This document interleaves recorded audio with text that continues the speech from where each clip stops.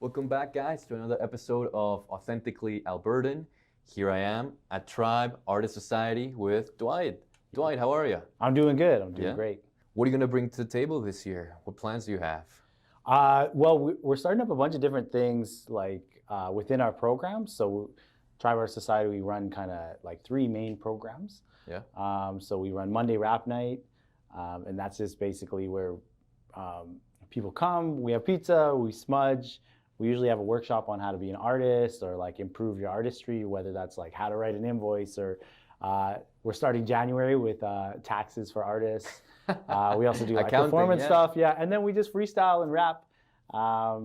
And then we also have another program called Sober Crew, and that's where we do traditional drumming and singing at St. Alta Community Center. And Mixtape Club we started up, but it's a new thing. We're starting it in a new way. So Mixtape Club used to be I remember it being like in the alcove. Yeah, it was at the alcove. The alcove. And so it was basically producers just got together and they made a beat, and whoever showed up got on the song. And so we fine-tuned it to be a little bit more focused, but I think we're still going to do that format, just a little less. So how different was it? Like, what do you mean more focused? More focused, like I want to work with you three guys for this session versus like whoever shows up, because sometimes you'll be almost done the song and then two guys will come in there like, I want on the song, and then you're like so we're restructuring the song. We end up with these big giant long rap songs. Yeah. What's your longest one? I don't know, actually. I feel like probably like 10 minutes. Which is, it's fun and it's a good way to get people in the studio. And when we were partnering with the alcove to do it, a lot of people would just walk by or come through the alcove and be like, what's going on? And like, oh, Tribe's doing Mixtape Club downstairs. Like, oh, what's that? Recording? I want to try. And and so it was a great way to have people involved. The next level is to kind of keep that openness, but also have a bit more focus with some of the sessions, and we have our own studio here next door now, so in the other room. So that's a big thing, Nice, good to know. Yeah. So there'll probably be like different beats that you make for each session, and that way like each beat can have separate groups? Yeah, definitely. Because we have Monday Rap Night, right? Right. Monday Rap Night, throughout the year, we usually get about 200 different individual people who come through. So like 200 different rappers who come through, and we have like our core like 15 people who normally show up, right? But throughout the year, we get to meet like so many different artists, right? So it's really fun because we're like, oh, like who's doing what? Who are these imaginary super groups that our team and the producers who come to Monday Rap Night, they're sitting there like, oh, if I made a beat for this person and this person and this person and I put them together, what would that sound like? Gotcha. What would it's like the producers kind of get to play, the beat makers get to like be a bit of like putting the Lego pieces together and seeing what happens or what they make, and it seems like a really fun endeavor for like everybody. You know what I mean? Yeah. I should give it a shot sometime. Yeah, come through. Because a lot of people, music is just background, right? Yeah. It's just it sets a mood, it sets a vibe, and maybe they'll pay attention to the chorus or the catchy part of the song, right? The part you can repeat. But a lot of hip hop heads, we dive deeper into the real meaning. Like, what's this person saying?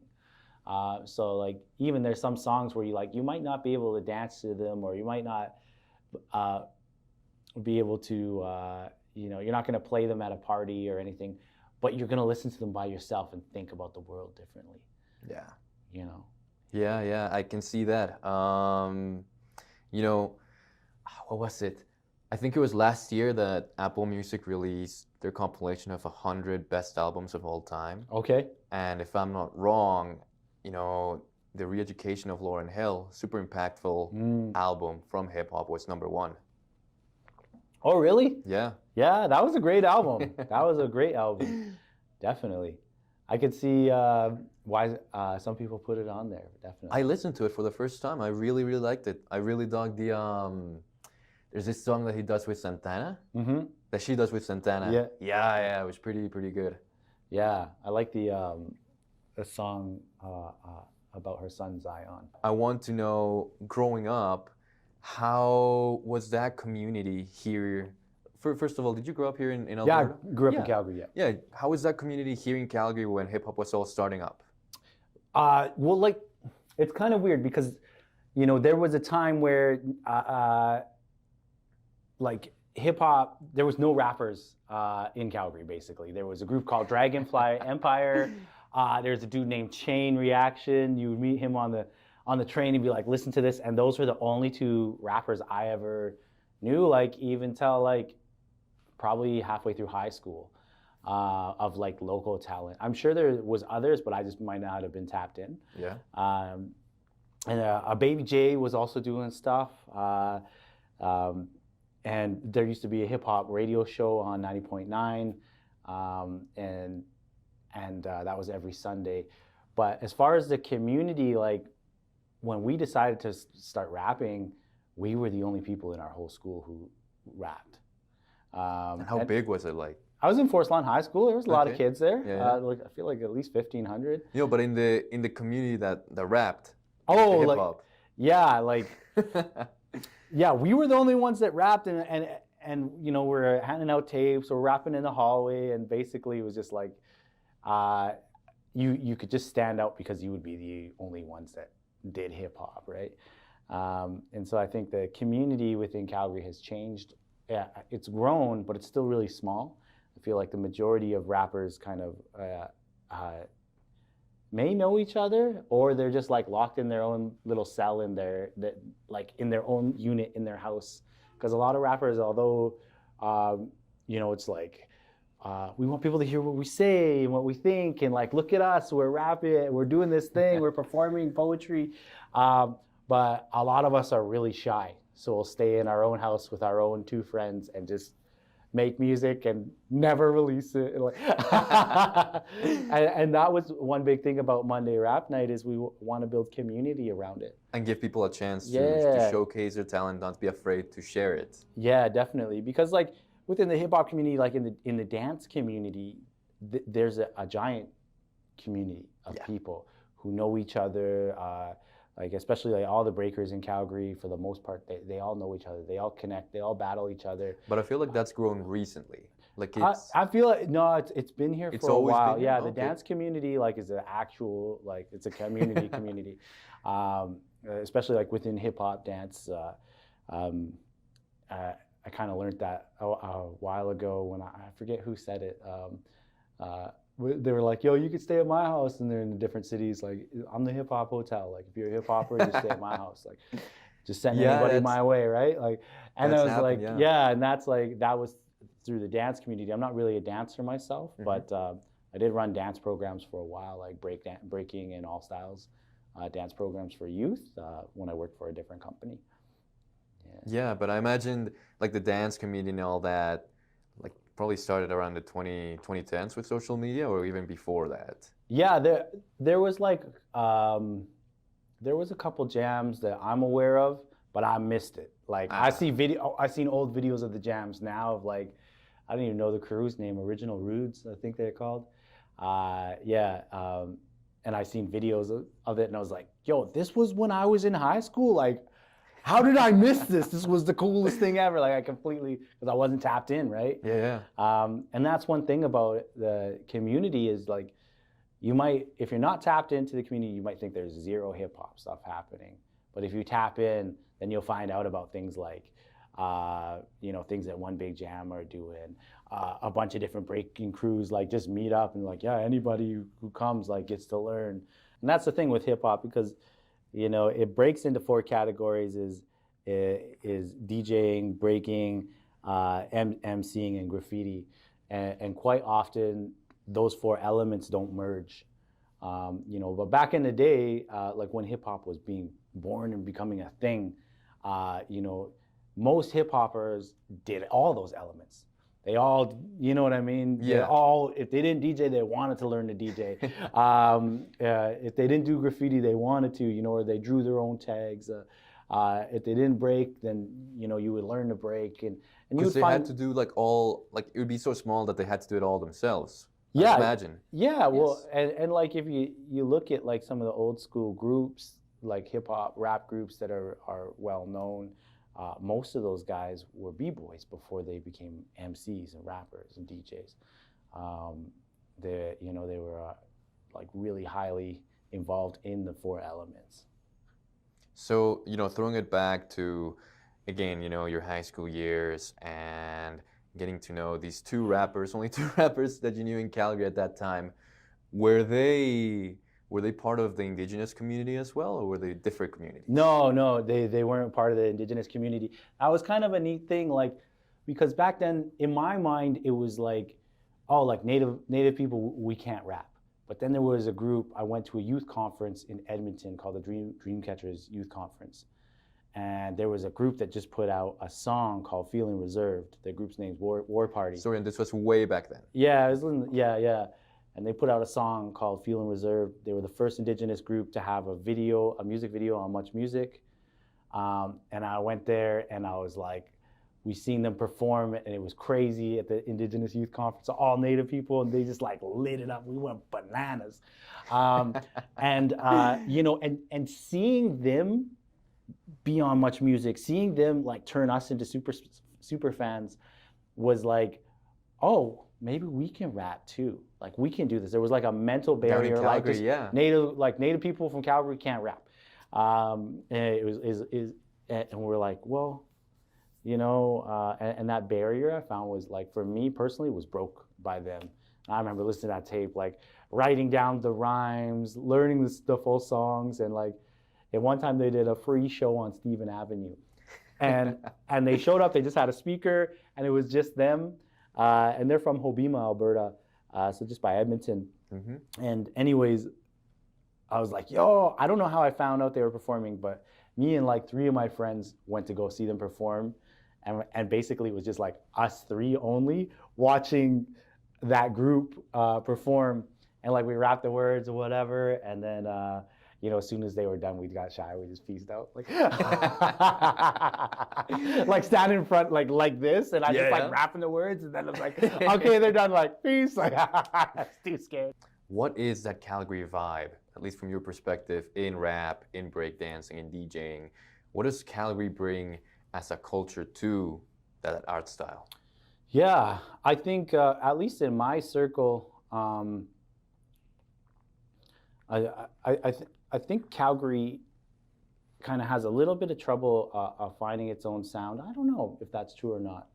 I feel like you go to different places. It's a difficult question. We've had it with a lot of artists, and they said the same thing. You actually, because you'll go to different places, and like Toronto has a certain vibe and sound, and like Winnipeg will have a certain vibe and sound, and I feel like maybe it's just because I'm in Calgary, where I feel like we just borrow everything from everywhere else.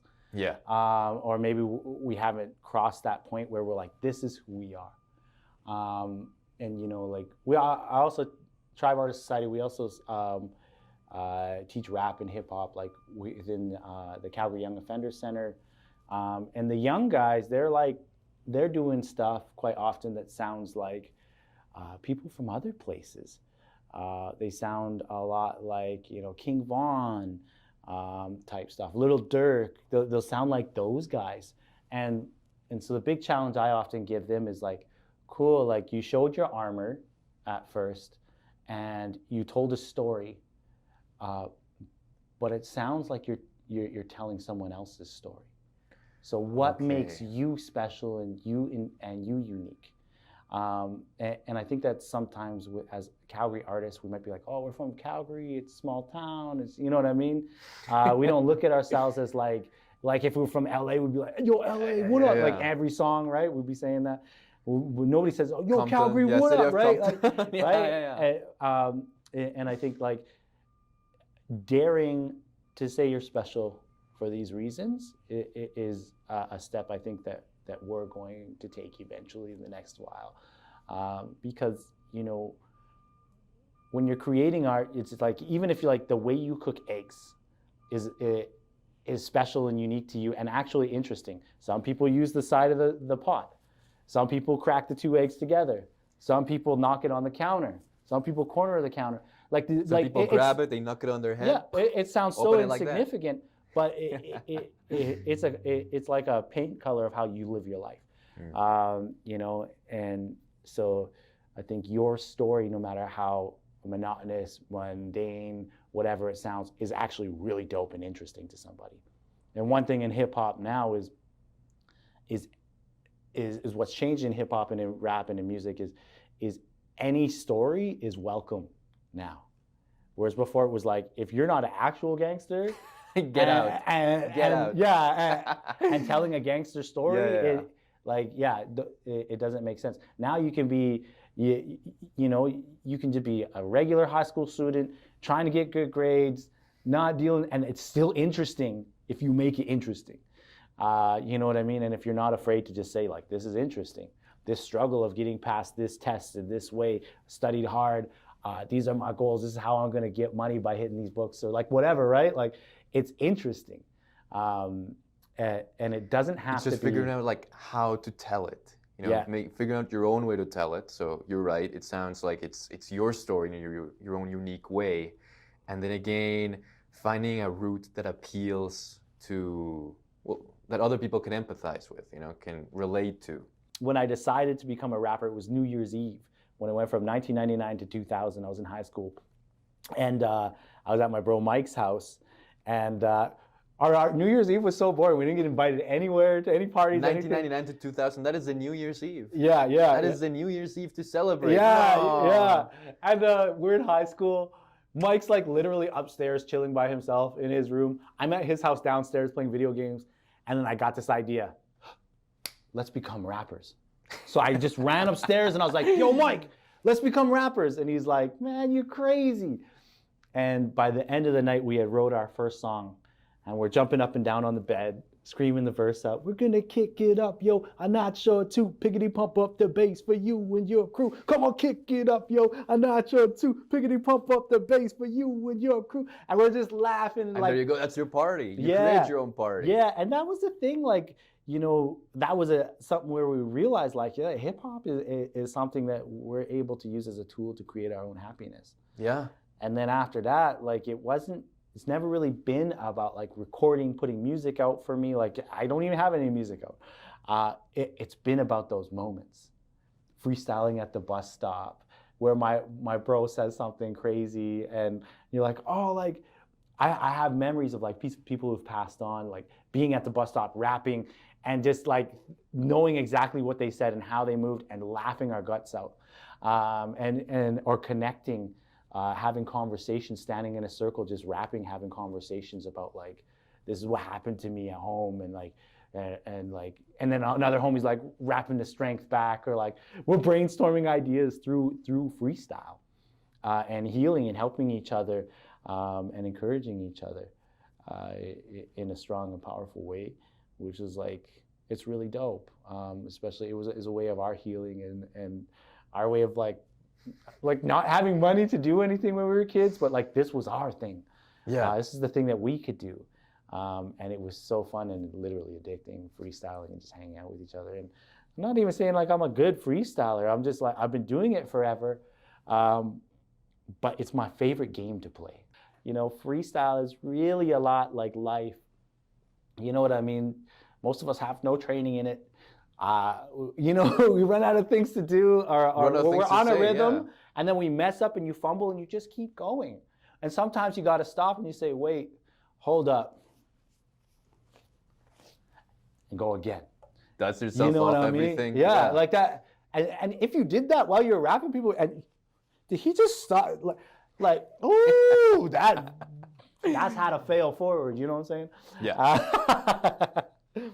Definitely, yeah. That's what I love about hip hop is, and freestyle and rap is you know, all elements teach you how to fail forward. Or in breaking too, like you're doing a move, or like your body doesn't move in a certain way, and then you're like, I'm trying to look like that guy. But in breaking, you do it and you can't do it, and then you're like, oh well, what's my way? And so it's like, especially like in breaking, is like, you don't want to look like the other person. You don't want to do his move exactly how he does it. You want to find how you do it. Yeah. And that's, you know, some of the, you know, the originality and like the true roots of, you know, what the OGs kind of talk about, at least in my mind, is like finding yourself And nowadays, everybody Finding your own happiness. Yeah, It's great that you've got this process to, again, bring down that armor and just make people, it doesn't have to be this certain way. You don't have to imitate this other person when you're creating art, when you're rapping. You can bring in your interests, you can bring in your passions, and be successful at it. Yeah, well, and that's the thing, because like there's a law in psychology that says every person keeps and holds a picture of who they think they are. And whether if they're aware of that picture or not, they slowly step towards becoming that picture. But the neat thing about that picture is you can change that and create that picture to however you want it to be. And it's all possible. It goes back to the old saying, like, whatever you think you are, you are. You know what I mean? Like, whatever you think you can do, whatever you think you can do, and whatever you think you can't do, you're right with both of those, like, even if it's the same thing. Yeah. You know what I mean? It's like, I can learn to computer program or I can't. Whatever you think, you're right. Like, I can, yeah, for me it was chemistry. It wasn't the computer program, it was chemistry for me. Yeah, and like with Tribe Artist Society, is like my main mission in life is to help people fall back in love with themselves or deeper in love with themselves. And that's what we use, we use art, hip hop, and Indigenous culture to do that. Bring people together in reconciliation, to play, to create sober spaces. And I think that's a really powerful thing, because it helps shape that picture of who you think you are. If you're waking up every day and not saying good things about yourself, eventually you'll start to believe them. And a belief is really just a thought that you've said over and over and over again till it's become your truth. Whether it's the truth or not, it's your truth. Or maybe the general public has said, oh, you're like this over and over and over again, or someone's treated you bad, so you think this over and over again about yourself, and then you believe it. And it becomes your truth. But it might not be the truth. And art can help reshape your belief about yourself, your truth about yourself. Because most of us don't really go through life, many of us don't really ask, like, where do my beliefs come from? And beliefs are kind of like food. It's like you're a kid, you're sitting at a table, someone puts a plate in front of you, and you eat it. You don't question it. But as you grow older, you get the opportunity to start parenting yourself and to start changing those beliefs. Like, oh, when I look in the mirror and I think this about myself, or I have this belief about myself, where does that come from? And is it true? And is it serving me well? I think a lot of people, you get to a rebellious phase where you're like, okay, why am I believing this? But they don't ask themselves, what's the impact that this belief has had on the past before me, on history before me, on generations before me? Yeah. And how does that, impact the world around me? Yeah, definitely. And like for myself, like we talked about, one of the beliefs is like, oh, Native kids can't rap. And I always call myself a Native kid. Like I grew up like that. I'm a mixed person. I'm half Siksika, so half Indigenous. I'm a quarter Palestinian and a quarter Welsh. But I think I always just viewed myself as an Indigenous person, like since I was a kid. Well, you were closer to that community yeah, here. Yeah, definitely. Yeah. And I think that the beliefs that changed was like, oh, Native kids can't rap. And then we saw someone do it. And then I was like, oh, well, I can do that too. Another thing for me was like, for a lot of us from my community, like, it was like going to university was like literally going to the moon, it felt like, when I was a kid. Did you go to post-secondary? Yeah, I did. But it felt like, oh, like, we can't do that. Because a lot of us, like my dad went to residential school. Pretty much everybody my age, their parents went to residential school in Alberta. Like, or many of us, and many of our parents went to residential school. So, we started, well, like, many of us, like my age is like, we're the first ones to go to university, which is like, it's like ground zero. Yeah. My dad was like 0. He probably could have went back to university when he was like older, you know what I mean? But for me, it's like, I'm the first on my dad's side. to flip that around, I didn't really know my grandpa. He was a professor in the university. He was a professor in the university. Yeah. My Palestinian grandpa, Hanafi Farahat. Yeah, he worked in the mathematics department at the U of C. But I didn't really know him, or I wasn't connected to him. So I didn't see that as a possibility for myself. Gotcha. Until you can change those beliefs. And what did you go into? I went into social work. Okay. Yeah, at first I wanted to go into business because I knew I wanted to start a charity and help people. And I wanted to run a charity, but then I was like, oh, social work just called me more.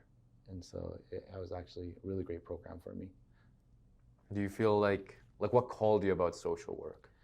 You feel you weren't about, you didn't care about the numbers that much, you're more about what are we actually doing here? What's the change that's happening? It was more about like learning about systems. Like, okay. And I went to Mount Royal University. It was great for me. More about like learning systems, and a lot of the papers within our schooling was like, write about yourself, learn about yourself. And a lot of it was like, learn about your bias and break that down. And so, I learned a lot about my assumptions about non-Indigenous people, because I kind of lived in this Native-only world pretty much. And was there a very strong, you came from Forest Lawn, was there a very strong community of Indigenous people in Forest Lawn? Yeah. Like most of my friends, were pretty much all of them were Indigenous, or they they hung out with all of us, so it was like they are basically natives. They had to pass, but I found that the schooling really taught me about myself and helped me learn and heal actually quite a bit. We had to do like family diagrams, and on those diagrams were like black triangles, and those were family secrets. You work through those. Also learning about, residential schools at that time in university, I really learned about them. And, learning about residential schools was really great for me because it allowed me for the first time to see my father instead of just a monster. And it allowed me to see him as a scared child. Simultaneously. Did you reconnect with him? No, my father passed away when I was in university. But and we had never been, I think I met him maybe 5 times in my life. But I was able mentally to see him as a scared little child on the steps of residential school, at the same time as see him as who he grew up to be. And so it allowed me to see things with duality, and heal from myself. So some of it was allowed me to look at myself and be like, oh, okay, I understand my family a bit better. I understand what happened. But the thing I don't like about university is we spend all of our time focusing on the dark. And I find that that's a problem with post-secondary, and especially in the helping field, is because you can't make light by studying the dark. And one thing about Tribe Artist Society is, our programs aren't just for Indigenous people. They're for everybody. And, when Indigenous folk offer services and programs that are fun and dope to the community starts to see us as a resource instead of a needy peoples. And that's a powerful thing. And we start to see ourselves that way, in a really powerful way. And we start to see ourselves as hey, we're the ones, we became, Tribe Artist Society, we became the cool kids. And as an Indigenous kid, I never felt like that. We were always, I felt, in my mind, I felt like we were at the bottom of society. Within that community, and then from outside that community, people looked at you. Yeah, and we could what do you never be want? The cool kids. Yeah. But now, I switched that in my mind, and people are really appreciative. So when they, non-Indigenous folks comes to our programs, they're like, oh, yo, this is really cool. Thanks for inviting me.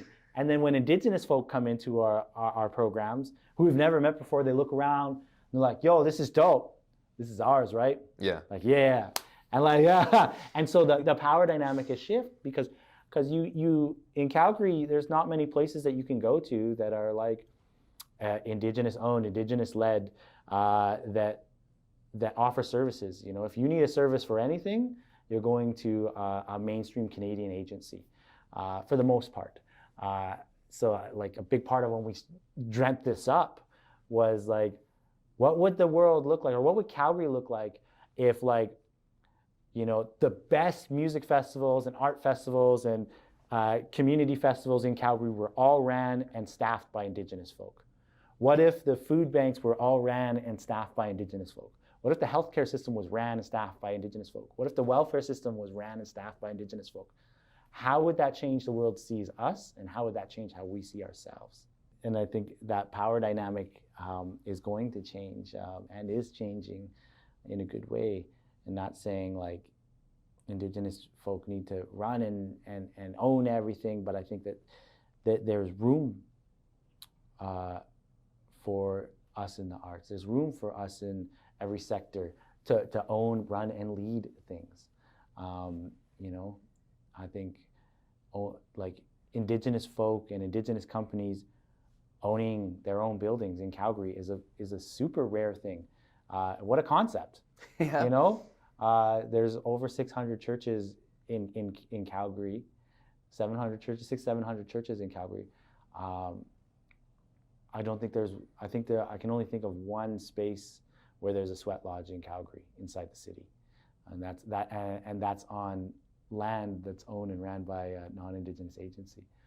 And so you have to work within there. It's still wonderful. It's a wonderful thing that they have that, but like, you know, what if the Catholic Church, all the Catholic churches in Calgary were owned, and the land was owned by Indigenous folk, and all their programming, they had to run it through Indigenous folk first, yeah. Right? Like, or if they had to run it through Buddhist people or Sikh people, you know, like it kind of doesn't make sense. Like, there's room for those things to be, and it just makes sense. So I'd love to see more of that happening, and I think it will. For me, I'm just looking at like, okay, this happens to be the board game that I'm living in, and if I could change the game to be a completely different board game, if I could change it from Monopoly to, I don't know, Sorry or something, but I'm in this board game, so how can I use the tools that are currently here to, number one, you know, empower us, help us become our most powerful selves, help us fall deeper in love with ourselves, and help myself feel more powerful and fall deeper in love with myself, because sometimes I fall out of love with myself. I gotta work on that. And sometimes I don't feel like I'm powerful, and I gotta be like, oh, it's okay. Like, you know, I'm doing this thing, and sometimes it hurts building something new, and I can get through it. And so I think that, and I think if we can focus on the change that we can make, and the light we can make, and the love we can give, I think that'll push us forward. And I don't know what will happen with the, you know, figuring out colonization and all the laws and stuff like that, and how to change things. But I know what I can do here, and that's, you know, create sober spaces where hip hop lives, create sober spaces where art lives, bring my culture shamelessly to my programs, and with power. Yeah. Yeah, I really dug what you had to say about focusing on the light and bringing that light out rather than just staying in darkness. Yeah. Because you stay in darkness, you don't build anything. Mm-hmm. You have hope in the light. Yeah. You have aspirations, you have goals, you have motivation. You know, you have a stronger motivation than what you have in the dark. Yeah. And, you know, and we're all hurt people. Like, we're hurt people. The system has hurt us. Bad things have happened to us. You know, and there's all these things that we're fully justified to be angry and be like, you guys did this to me, and you should pay. You should suffer for that. You should go to jail. You should be punished. You should whatever. But there's a lesson I learned one time about, snakes bite. And that's their nature. And if a snake bites you and releases poison in you, you know, it's the same thing when we get hurt by, you know, by society or individual. You know, we get bit by that snake. But it's our choice if we let the poison from that snake stay in us and keep destroying us. And, you know,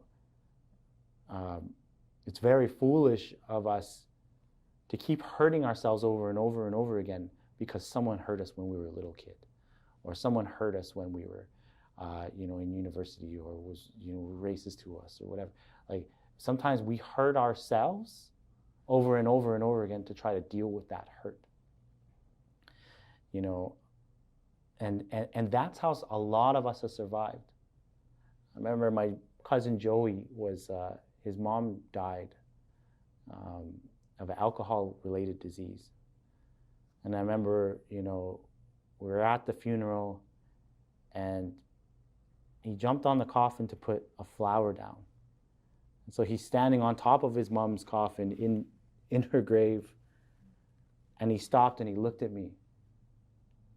And he poked out of the grave and he said, you know, they had to drink to survive. And at that, I was like, yeah. And at that moment, made me realize, like, because of the pain they suffered in residential school, and they were hurt so bad, for them to survive and deal with the pain from that, they used alcohol to cope. To stay alive, they drank themselves to death. And that's a story of many of our parents. And I'm thankful that, like, that they were so strong to survive that long. And to have us, the next generation, to be able to move forward one step past that pain. Just a little bit farther past that pain. And so maybe some of my generation doesn't have to drink to survive. And you know, that part of forgiveness, of forgiving our family, and forgiving, you know, people who've hurt us, is a powerful thing. And forgiveness doesn't mean what you did to me is okay.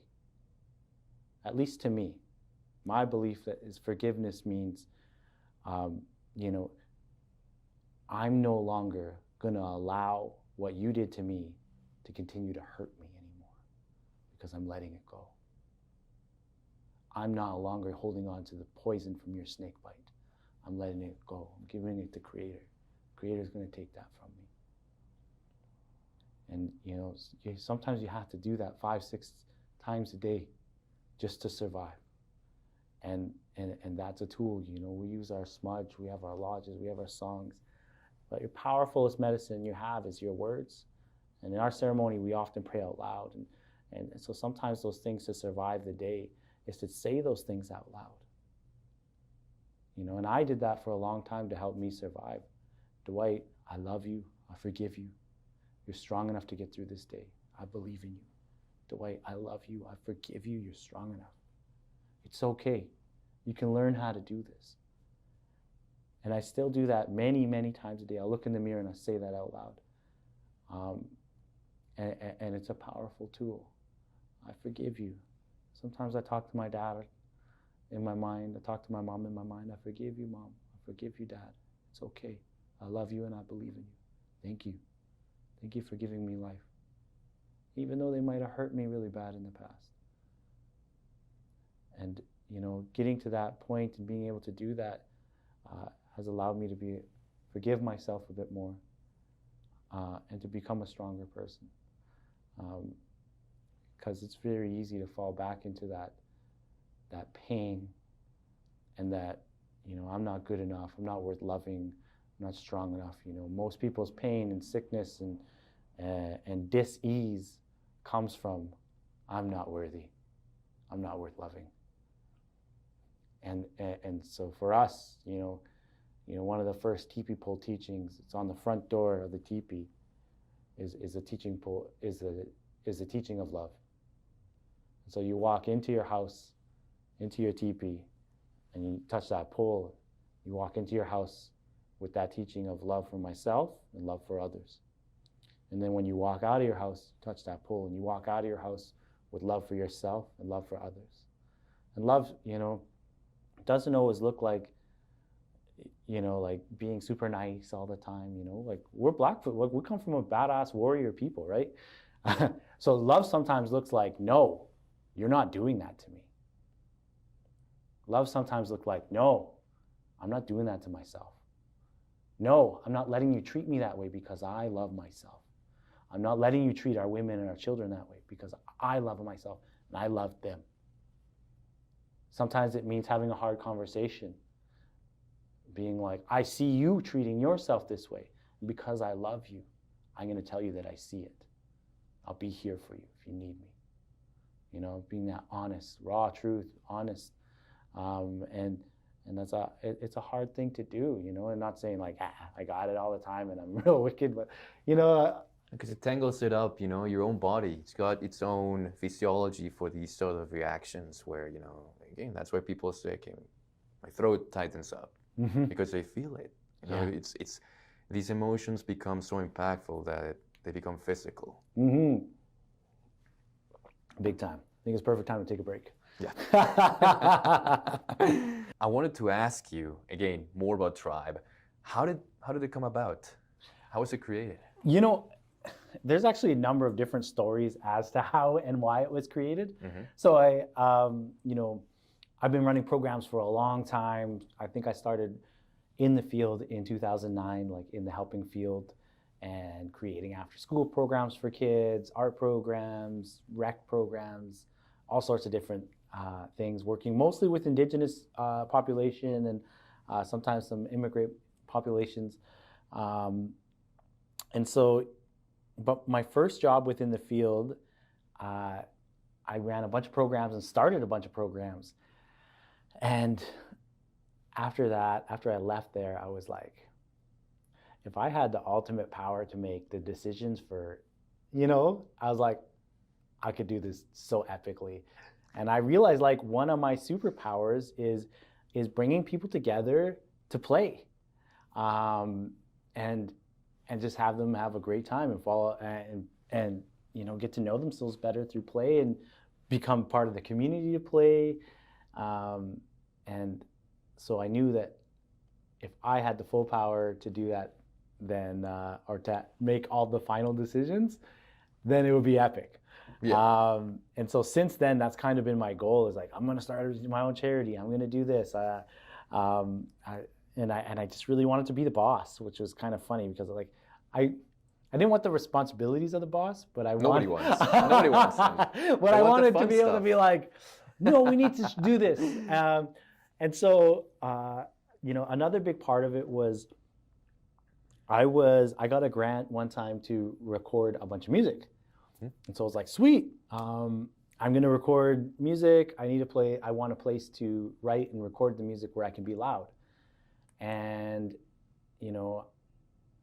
I had a vehicle, I had money, I'm fairly well liked in the community and well known, and I couldn't find a place where I could rent that was affordable. It was like, what I mean? Less than $700. Yeah. To just make music and be loud. And then I finally found a place, and I talked to them, and I was like, "Can I be loud here?" And they're like, yeah, no problem. So I paid my rent for the month so I could just work on this album and have a little studio. And I got it, and I was like, sweet. I showed up the next day, and I had my speaker and my notepad, and I'm like ready to make some music.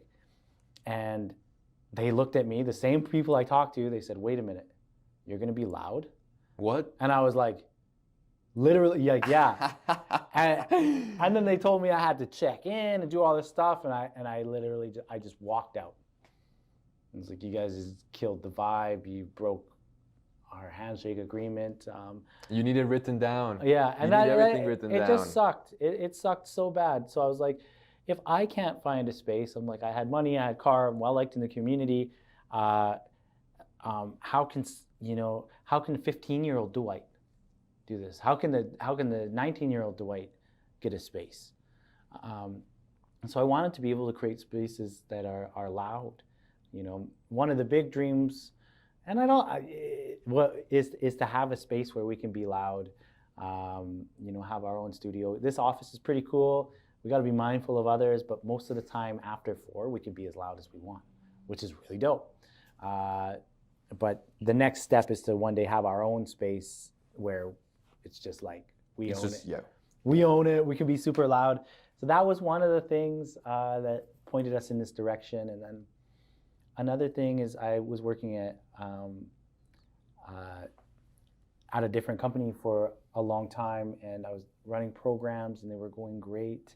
And then I decided to make art on my own, but I still wanted to do programs, and I wanted to do them for myself. I wanted to see if I could do it for myself, and so I wrote a grant to do a program within the Calgary Young Offenders Center for a year, and I received it. And so I went in there each week and worked with the. What was the program about? It was about hip hop. It was called Rap University, and so basically what we're doing here, and I ran that program. It was fantastic, but I realized that for it to be able to continue and have longevity, I had to start a charity because I couldn't do it as an independent artist. The whole program was you went to these youth offender centers. Yeah. And you worked within the youth offender centers. Yeah. How was that like? It was fine. Yeah. Oh, you go? I guess, yeah, that's a legit question. Working with kids who are incarcerated is, it's really like working with kids in school. Like, they're just kids. Yeah. That's it. Some of them are angry. They don't want to be there. Some of them want to be there. And a lot of times when you work in jail, it's just like, I don't even know what this program is, but it's either sitting in my room by myself or coming to the program. I want to come to the program. But then eventually, we had some really good times there. And actually it started out me volunteering there, now that I think about it. And one of the kids, I asked the kids, what do you guys want? And they told me that they want me to create a space. They want me to visit them every week, and they want me to create a space outside of programming that they can go to. Okay. So I was like, dope. And then I wrote the grant and I got it. And so that's how Monday Rap Night started. I got the grant to do it. And, the one kid who really inspired me to do that, just looked me in my eyes. He was so down for each program. He's like, sometimes when I'm here, I forget that I'm in jail. I feel like I'm a kid again. And it's really great for a kid to feel like a kid again, especially when you're in this institution, and everything along the path that helped you along your way to that institution meant that you weren't allowed to be a kid for a long time. You know what I mean? And so for him to feel like a kid, but anyways, our first Monday, I was talking to him on the phone, and then, he ended up passing away. He was murdered the day before our first Monday program, and he was so excited to come, and it was really, it was such a happy day for us to start our first day, on our own for Monday Rap Night, but it was such a sad day, and so we did that day, for him. Because he was the guy who was like, this is what we want. He's like, well, we have to do it. This is what we want. Do this. So I was like, word. And, and the populations within jail, it shifts as the kids grow, you know what I mean? So you'll have this group who's in jail until they're 18, and then they're hopefully not in jail, but often they just move to remand or whatever, and they just kind of stay in jail. And then their little brothers come in, you know what I mean? And so you kind of see the cycle, and sometimes you'll have a group who's really interested in rap, and sometimes you'll have they're just not interested at all. You'll have it just depends who's in at the time. And so I think that's kind of what's the only difference. And a big difference too is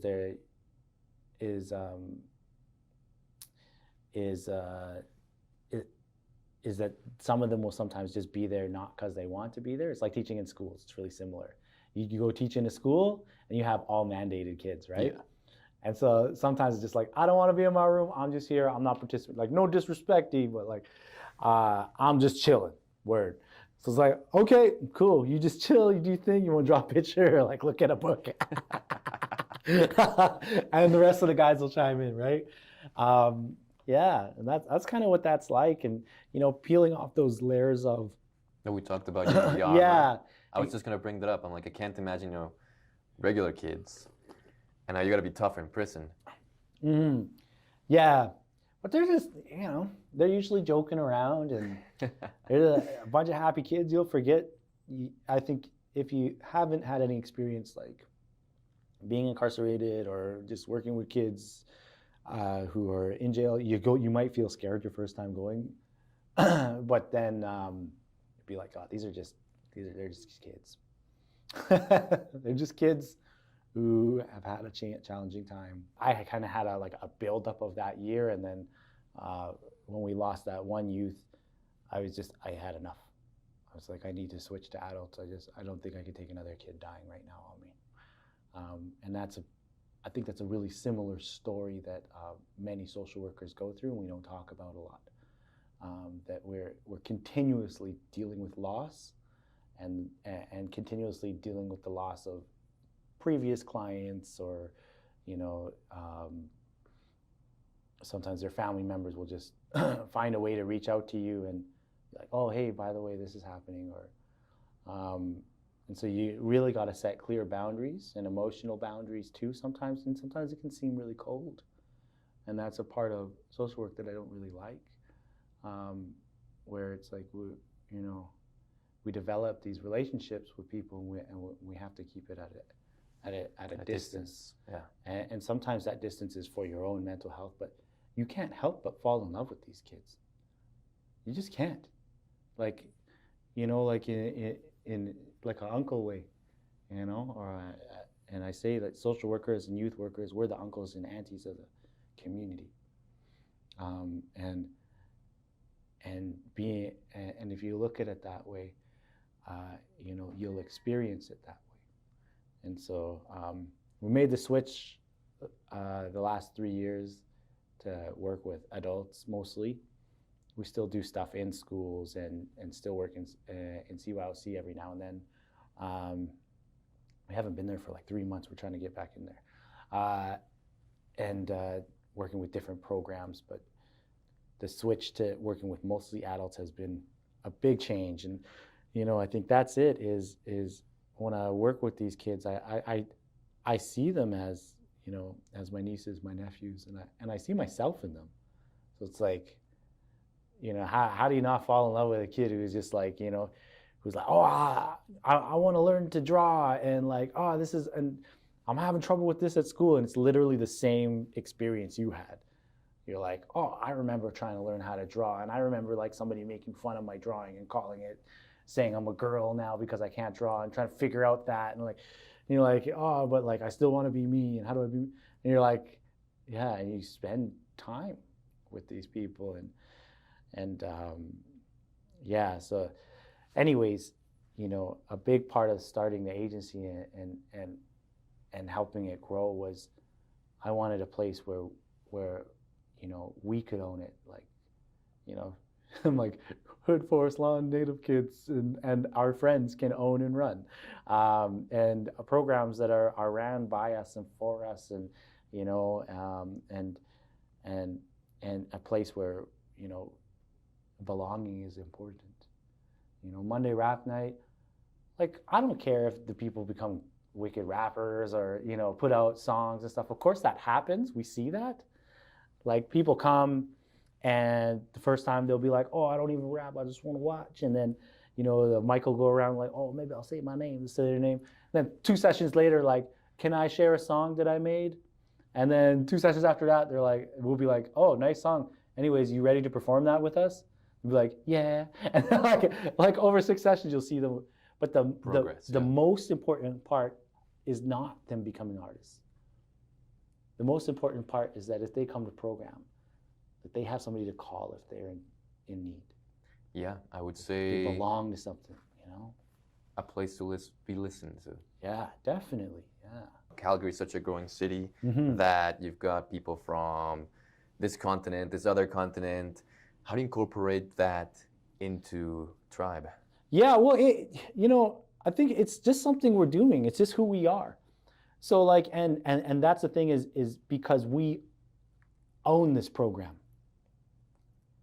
It's like Indigenous folk and hip hoppers own Tribe. You know what I mean?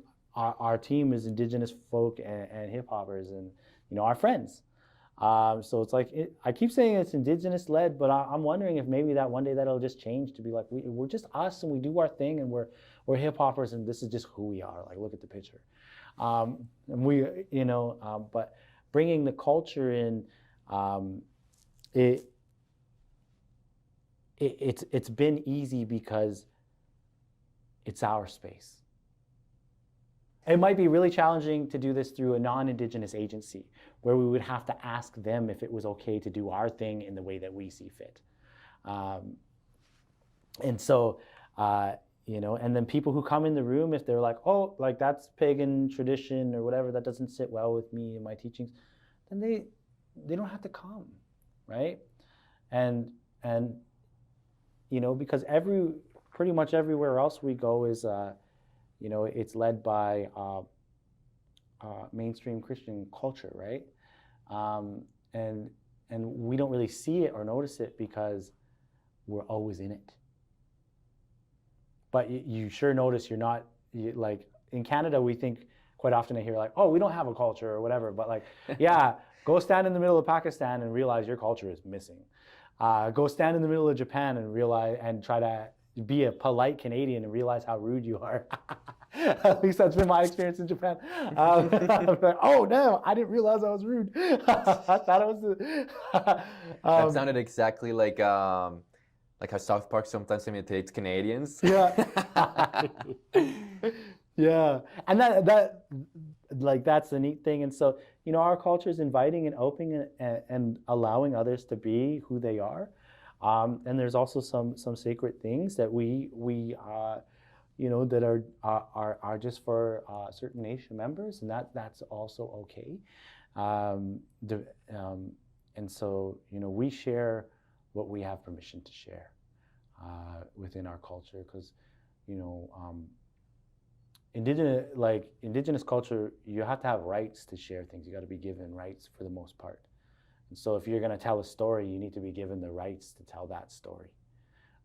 And if you're going to, smudge is kind of just for everybody, I believe, but I've been given the rights by 3 different elders to smudge with people. Even one elder gave me a shell, and she said, this shell, she was calling me smudge boy all day, and she was like, you're the smudge boy. This shell is for you to bring the smudge to the people. So you're certified. Yeah. And now I'm more excited to be smudged. Yeah. And so that was,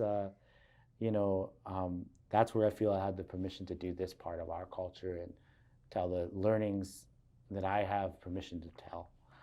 And we always try to walk that road and we make mistakes, but we really try to be authentic to, what we can do.